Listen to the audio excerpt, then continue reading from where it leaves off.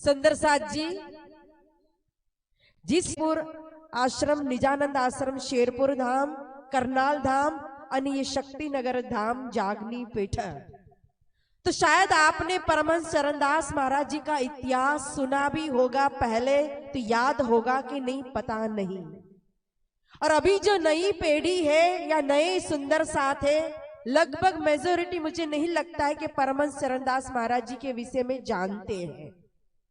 तो इसीलिए विशेष कि हम जिनका मेला मना रहे परमहंस चरणदास महाराज जी का, और उनके आशीर्वाद से कहो तो हर कार्य या सिद्ध। जैसे अभी अभी आपने उनकी जीवनी में सुना कि वो एक सिद्ध महापुरुष थे ना, और अपनी सिद्धि से उन्होंने बहुत सारे चमत्कार भी अपने जीवन के अंदर किए। लेकिन चमत्कार को नमस्कार सारी दुनिया करती है, जो आज भी हम देखते हैं। इसीलिए उन्होंने अपनी लीला को समेट करके ही रखा था, जाहिर नहीं किया था। लेकिन फिर भी एक दो घटना जो है वो सामने आ ही जाती। तो यह प्रस्तुति जो हो रही है सभी सुंदर साथ के द्वारा, तो इसके माध्यम से हम परमहंस महाराज जी की जीवनी को देखेंगे, दर्शन करेंगे बड़े प्रेम से। यही आपके चरणों में अर्जी है। आइए अब आ जाइए। बोलिए श्री चरणदास महाराज की। जागनी पीठ श्री शक्ति नगर क्यों है इतना खास? आथ जी हम इसका इतिहास। पाकपटन की गादी को करूं दंडवत प्रणाम, श्री चरणदास महाराज के चरणन में प्रणाम। अमृतसर जो पाक में प्रगटाए हैं आप, बचपन से ही कर रहे जय श्यामा जय श्याम। परिणामी एक संत थे, तुलसीदास था नाम। उनके सानिध्य से हुआ सेवा पूजा ज्ञान। तुलसीदास के साथ में किया नौतनपुरी प्रस्थान। रंगीदास जी समझ गए ये अंगना है धाम। बोलो श्री प्राणनाथ प्यारे। 2 वर्ष अर्जित किया स्वरूप साहिब का ज्ञान। तब वहां से आज्ञा मिली, करो पंजाब में जागनी का अभियान। मलका हंस में आपकी चर्चा सब मन भाए। उत्तराधिकारी आप बनो, गादीपति ये चाहे। मलका हंस में बैठकर कैसे करूं प्रसार? मेरे सिर आज्ञा हुई, करो वाणी का प्रचार। मलका हंस के दर्श कर आगे बढ़ गए पांव। वाणी चर्चा कर रहे शहर शहर और गांव।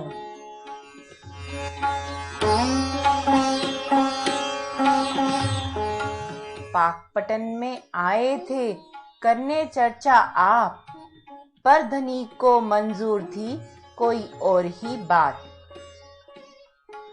हजूर दास जी के धाम गमन का ऐसा बना संयोग, जो साहिब के मन में हो वैसा बनता योग।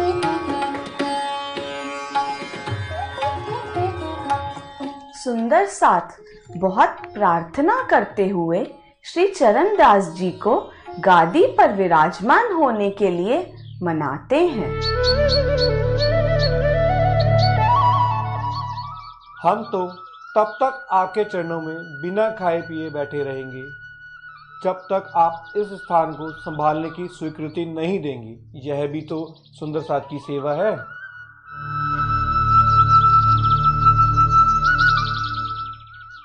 सुंदर साथ की अर्जी को न कर पाए इनकार।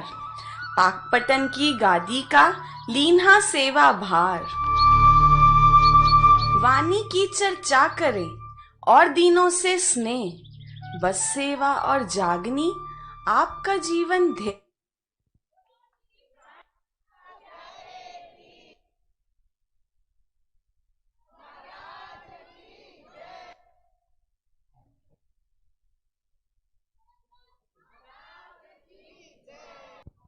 मंदिर में बहुत अधिक धन इकट्ठा नहीं रहता था।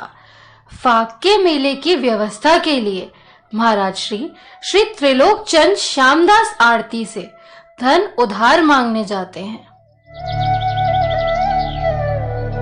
प्रणाम महाराज श्री।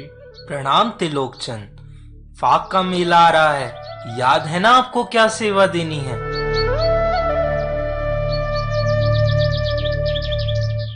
जी जी महाराज, ये लीजिए।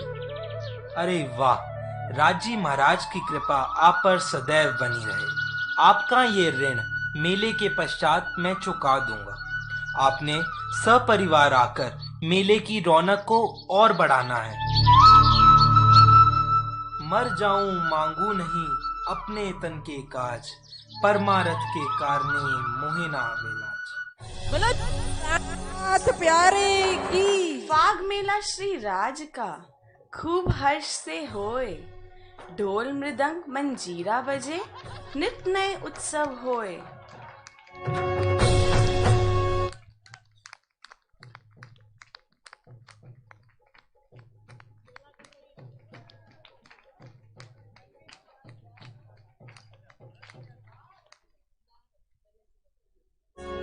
पाकपटन की गादी का खूब किया विस्तार।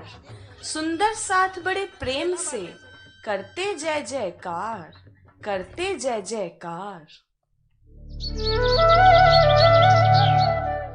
महाराज जी के स्वभाव में दिखावा व आडंबर नहीं था।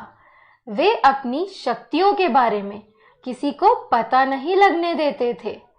पाकपटन का मंदिर ऊंचे टीले पर होने के कारण मंदिर में सदैव पानी की कमी रहती थी। सबकी सुविधा के लिए महाराज जी की आज्ञा पर मंदिर में कुआं खुदवाने का काम शुरू हुआ। मजदूर रोज शाम को अपनी मजदूरी लेने महाराज जी के पास आते थे।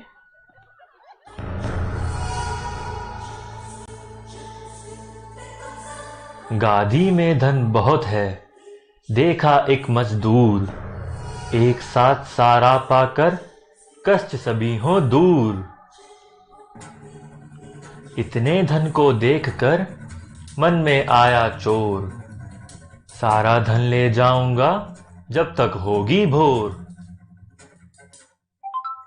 गादी खाली देखकर पीटा अपना माथ, जल्दी से वह आ मिला जो था उसका साथ।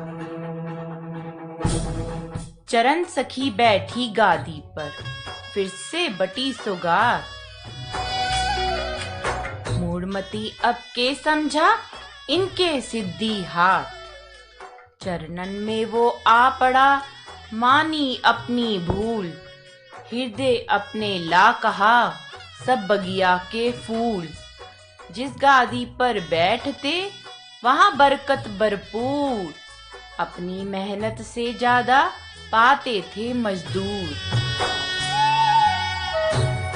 नित नई खुशियां साथ में बांट रहे हैं आप। चर्चा करते धाम की, सबके मिटे संताप। 22 वर्ष की सेवा का अपूर्ण विश्राम।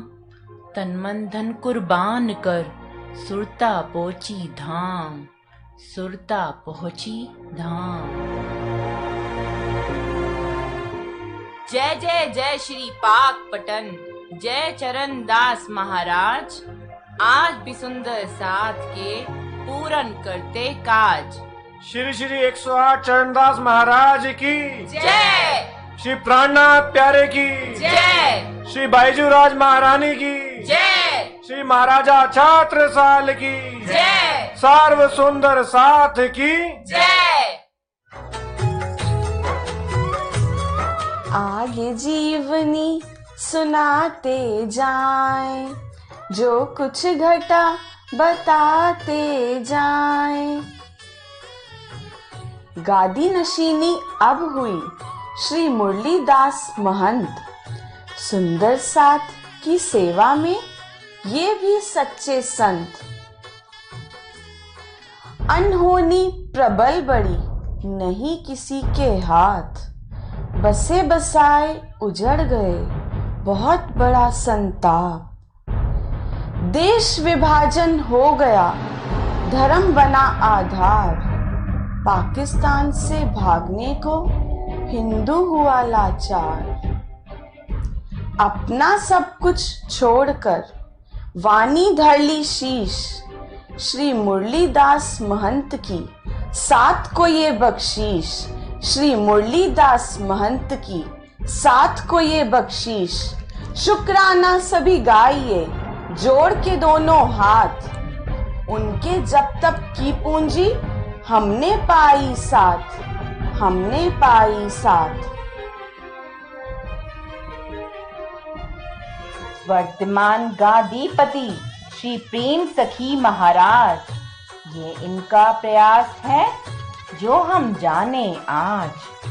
छोटी सी इस उम्र में बड़े बड़े किए काम। लो श्री प्रेम सखी जी महाराज की। असली आत्म धाम, असली आत्म धाम हम सबको समझा रही ये गादी सौगात। विनती सुंदर साथ से सभी बटाओ हाथ, सभी बटाओ हाथ। सद्गुरु आज्ञा पालन का ये है एक प्रयास। भूल चूक सब माफ हो, समझ के अपना दास, समझ के अपना दास। बोलो श्री प्राणनाथ प्यारे की जय। श्री श्री 108 श्री चरणदास महाराज की जय। श्री श्री 108 श्री मुरलीदास महाराज की जय। श्री श्री 108 श्री प्रेम सखी महाराज की जय। जागनी पीठ शक्ति नगर की जय। जागनी पीठ शक्ति नगर की जय। गादी पाकपटन अमर रहे, गादी पाकपटन अमर रहे।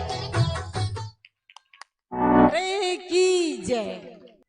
बहुत ही सुंदर भाव। जिस भाव के लिए कहो, जिस प्रस्तुति के लिए कहो तो कोई शब्द नहीं है, क्योंकि शब्दातीत है। इतना सुंदर परमहंस महाराज 108 श्री चरणदास महाराज जी बचपन से लेकर के उनकी पूरी यात्रा, उनकी जीवनी, उनकी वितक को, वृत्तांत को शॉर्ट में, और एक एक पात्र जो है ना, छोटे चरणदास महाराज जी, मुरलीदास जी महाराज जी, बड़े चरणदास महाराज जी, मजदूर का रोल कहो या फिर मुसलमान का मुल्लाओं का रोल कहो, इतना एक एक खिल करके आ रहा था कि जिसके लिए कोई शब्द नहीं है। और आपने देखा कि किस तरह से परमहंस महाराज बचपन से ही भक्ति मग्न थे और छोटी उम्र में ही संसार से निवृत्त होकर के किस प्रकार से निकल गए। तो जब सतगुरु सच्चा मिलता है तो वही आत्म और परात्म की पहचान कराते हैं। तो रंगीनदास जी महाराज जी ने परम हंस महाराज चरण सखी की पहचान कराई और जागनी की सेवा का कार्य उनको सौंपा।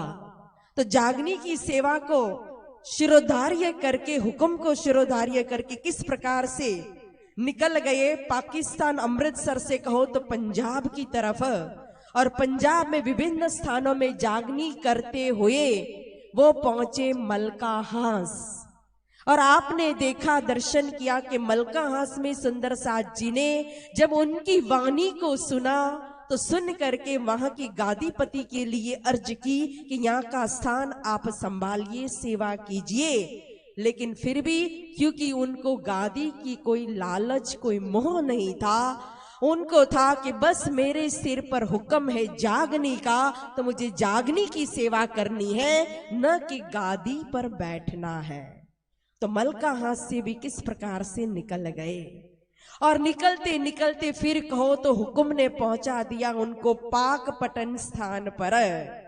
और संजोग ऐसा बना कि वहां महाराज जी का धाम गमन हुआ तो सुंदर साथ ने फिर चरण दास जी महाराज जी को पकड़ लिया कि अब आप यहाँ का स्थान संभालिए और सेवा कीजिए।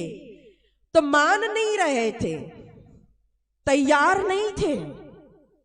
तो किस प्रकार से अर्जी कर रहे थे सुंदर साथ जी, आपने देखा कि ट्रस्ट सेवादार वहां के सुंदर साथ महाराज जी को विनती कर रहे हैं कि आपको यह सेवा स्वीकारनी पड़ेगी, नहीं तो फिर आज से हम अन्न जल त्याग देंगे, अन्नासन करेंगे। जब तक आप ये सेवा को स्वीकार नहीं करेंगे तब तक हम अन्न ग्रहण नहीं करेंगे।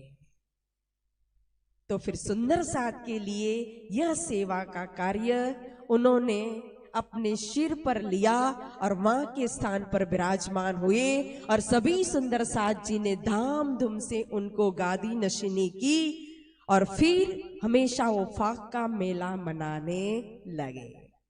तो आपने देखा एक विशेष, मेरी आंख भर आई कि महाराज जी के पास इतनी सिद्धि थी जैसे श्री जी श्री प्राणनाथ जी स्वयं पूर्ण ब्रह्म परमात्मा, जो एक पन्ना की धरती को भी हीरामयी बना सकते हैं, लेकिन फिर भी मंदसौर के अंदर उनकी जमात को टुकड़ा मांगना पड़ रहा है। देखो, जो स्वयं धनी है, हीरामयी धरती कर सकते हैं पन्ना की धरती को, और वही स्वामी जी की जमात को टुकड़ा मांगना पड़े। लेकिन यही तो लीला है। यहां स्वयं उनके पास इतनी सिद्धि थी, लेकिन फिर भी फाक के मेले के लिए वो उधार लेते थे 500 रुपया सेठ जी से, और फाक का मेला करने के बाद जो दक्षिणा आती थी उन्हीं से वो अपना उधार फिर चुकता करते थे। और विशेष उनकी जीवनी के अंदर मैंने 6 साल के अंदर जो मेरे मतलब कि पढ़ा कि वो मंदिर का एक पैसा भी परमहंस महाराज जी अपने पास नहीं रखते थे, कि नहीं लेते थे, कि भोजन तक मंदिर का ग्रहण नहीं करते थे। वो अपने जो वाणी चर्चा करते थे या सिखाते थे उसमें से जो दक्षिणा मिलती थी उसी से वो अपना गुजारा करते थे, और जो बचता था उससे और सेवा परमार्थ करते थे। देखो, और आपने देखा मजदूर का प्रसंग कि जब पैसा नहीं है तो अपने आप गद्दी को उठा करके भी वो पैसा दे सकने की ताकत रखते थे, उनको उधार मांगना पड़ता था। क्यों मांगना पड़ा? और माता पिता चाहते हैं ना कि हमने जो मेहनत की, पसीना बहाया, कि हमने जो दुख जीवन में सहन किया हमारे बच्चों को ना मिले ना। तो महाराज जी ने तो उधार लेकर के मेला करते थे। अब वही मेला की परंपरा चल रही है। 4, 5, 6 मार्च ये फाग का मेला जो हर साल आता है। तो इस मंदिर का निर्माण करना था, तो इस मंदिर के निर्माण के लिए कहो तो हमें हाथ ना फैलाना पड़े ना, तो पहले से ही उन्होंने सिक्का दे दिया। धाम धनी ने पहले से ही एक सिक्का दिया, जिस सिक्के का प्रभाव कहो, उनका आशीर्वाद कहो, कि जिसके कारण उनकी, मुझे देखते देखते इस प्रस्तुति लगा कि उनका भाव था कि मुझे उधार मांगना पड़ता था, हाथ फैलाना पड़ता था, लेकिन इस गादी पर बैठने वाले जो सेवा करने वाले हैं उनको हाथ फैलाना न पड़े, मांगना न पड़े, इसलिए पहले से उन्होंने सिक्का दिया। देखो, हाँ। और उस समय जिन आज पूछ लेना, मैं दावे से कहती हूं, उस समय जिन सुंदर साथ ने इस मंदिर निर्माण के अंदर पैसा दिया ना, सहयोग किया ना, उनको इतनी बरकत दी राजी महाराज ने, उनका आशीर्वाद इतना फला परमहंस महाराज जी का। देखो, गर्दन हिलाने वाले कितने हैं, अनुभव करने वाले। हम यहाँ किसी को 1100 का कवर देते हैं तो प्लस करके वो हमें 2100, 1500 देते हैं, तो क्या परमहंस महाराज या राजी महाराज रखेंगे हमारा अपना? रख सकते हैं। लेकिन हमें लगता है कि परम सखी मांगती है तो हमें देना पड़ता है। मैंने कहा ना कि हम 1100 का कवर किसी को देंगे तो प्लस करके हमें 2100 देगा। तो जिस परमात्मा ने, जिस धाम धनी ने हमें सब कुछ दिया है, उसी में से उनका हिस्सा निकाल करके जब देंगे तो क्या वो अपना उधार रखेंगे? तो आज धामधनी की मेहर कहो, परमहंस महाराज जी का आशीर्वाद, ये जो कुछ भी आप देख रहे हो ना शक्ति नगर मंदिर, मेरा कुछ भी नहीं है इसमें। मैं तो इतनी बेवकूफ हूं, इतनी बुद्धू, मेरे अंदर कोई ऐसी ताकत नहीं है, शक्ति नहीं है कि मैं कुछ भी कर सकूं। न तन से, न मन से, न धन से, न ज्ञान से किसी प्रकार के सेवा के लायक नहीं हूं। लेकिन मैं जानी मौज महबूब की। वो तो अंधे को भी देखता कर दे, लंगड़े को भी पर्वत छलांग करवा दे, सब विद पिया जी समर्थ। तो उन्हीं की मेहर का ये दर्शन है, करते हो तुम कन्हैया मेरा नाम हो रहा है। तो बस मेरे दिल का यही भाव था। जिन जिन्होंने ये प्रस्तुति में भाग लिया था, तमाम सुंदर साथ जी, मैं दिल से उनका शुक्राना अदा करती हूं। और विशेष जो पर्दे के पीछे, इसके पर्दे के पीछे जो है वो आई है, हाँ को चुग है ना, जिंदल है, हाँ वो रोहिणी मंदिर के सुंदर साथ है। मैंने जब परमहंस महाराज जी का सदानंद महाराज जी की नाटी का जीवनी उसने वहां करवाई थी, मैंने देखी थी रोहिणी मंदिर के अंदर।